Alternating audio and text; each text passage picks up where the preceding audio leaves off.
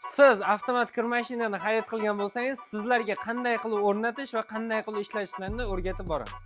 Siz hali ham avtomat kir mashina xarid qilmagan bo'lsangiz, sizga 7 kiloli LG kir mashinamizni tavsiya qilamiz. Kir mashinani yangi xarid qilganingizda ichidan nimalar chiqadi? Garantiya uchun talonlar chiqadi va qo'shimcha shlanklar chiqadi va bunday kulchlar chiqadi. Bu kulchni nima desangiz, hozir sizlarga buni tushuntirib o'tamiz.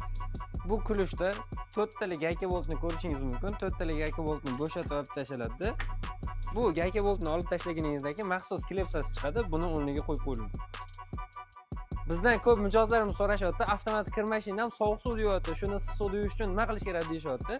Kanalizatsiyaga ulaganda to'g'ri ulash kerak, keyin issiq suvda yuveradi. Buni mana ishlankasi turgan holati, buni asiltirib qo'yishyapti. Bu qilish noto'g'ri. Buni uni turgan holati kanalizatsiyaga ulab qo'yish kerak, keyin issiq suvda yuveradi. Shunday foydali ma'lumotlarni bilmoqchi bo'lsangiz, meni sahifamga obuna bo'ling va kir mashinamizning narxi Telegram kanalida.